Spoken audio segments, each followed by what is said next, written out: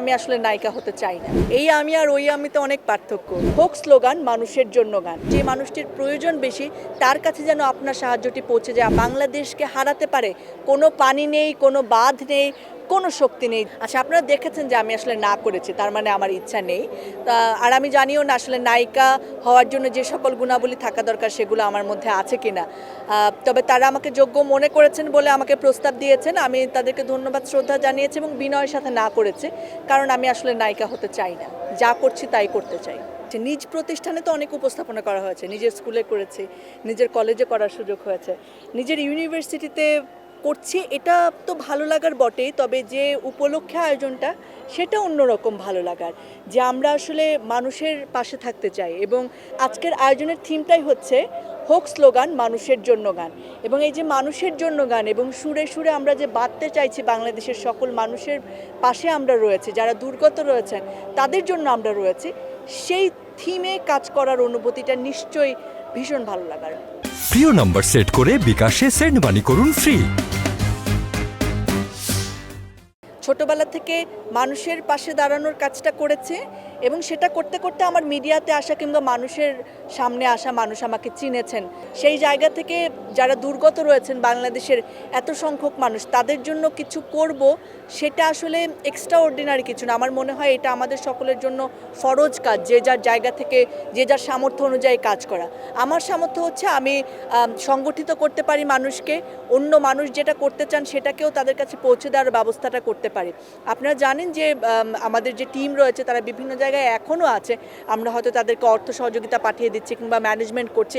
কিছু কিছু জায়গায় আমি নিজে যাওয়ার চেষ্টা করছি, যাতে আমার টিম মেম্বাররাও ইন্সপায়ার্ড হন, কিংবা যে জায়গায় যাচ্ছি সেই জায়গার মানুষগুলোও যদি তারা ভালো লাগেন, এবং সবচেয়ে বড় কথা আমার ভালো লাগে যদি আমি সরাসরি গিয়ে আসলে তাদেরকে একটু জড়িয়ে ধরতে পারি, একটুখানি সাহস দিতে পারি যে খারাপ দিন আসলে থাকে না, সেটা চলে যাবে।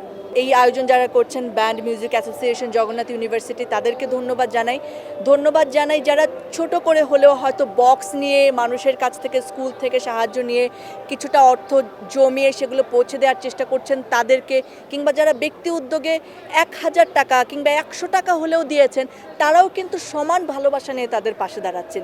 কেউ হয়তো সাহস করে বড় আকারে করার চেষ্টা করছেন, কেউ হয়তো শুধু নিজেরটুকু দিয়ে সাহায্য করছেন, কেউ হয়তো নিজের ঘরের যে জামা কাপড় রয়েছে সেটা নিয়ে পাশে আসছেন। আমরা দেখেছি যে টিএসসিতে যে গণত্রাণ কর্মসূচি, সেখানে বিপুল মানুষের সাড়া, এবং এটা চোখে জল নিয়ে আসে যে বাংলাদেশের মানুষ একে অন্যের পাশে কিভাবে থাকতে জানেন। এবং এই বন্ধন যদি থাকে, বাংলাদেশকে হারাতে পারে কোনো পানি নেই, কোনো বাঁধ নেই, কোনো শক্তি নেই যারা আমাদেরকে রুখে দিতে পারে কিংবা আমাদেরকে দমিয়ে রাখতে পারে। বন্যা কবলিত এলাকায় বন্যা ত্রাণ নিয়ে যারা ছুটছেন তাদের উদ্দেশ্যে আপনার কি বলার? তাদেরকে শুরুতেই সাধুবাদ জানাচ্ছি যে তারা আসলে মানবতার টানে ছুটে যাচ্ছেন নিজের স্বার্থকে উপেক্ষা করে।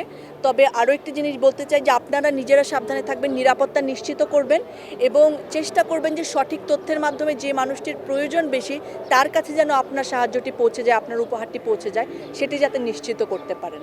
বিশ্ববিদ্যালয়ের দীপ্তি চৌধুরী বন্ধু হিসেবে কেমন? আমি জানি না, সেটা আমার বন্ধুদেরকে জিজ্ঞেস করা উচিত। তবে আমি আর ওই আমিতে অনেক পার্থক্য। আমাকে অনেকেই চিনতেন না এখানে, এবং যখন সবাই চেনা শুরু করলেন তখন বলছে আচ্ছা ও আমাদের ইউনিভার্সিটিতে পড়ে। সেটা এক প্রকার ভালো লাগাও, মিস্ট্রি। আবার কি বলবো, এই তো এই আমি সেই আমির মধ্যে মনে হয় কিছুটা পার্থক্য আছে, কারণ এখানকে কাউকেই আমি কখনো বলিনি আমি কি কাজ করি বা আমার পাস্টে কি কি কাজ রয়েছে, কি কি অর্জন রয়েছে।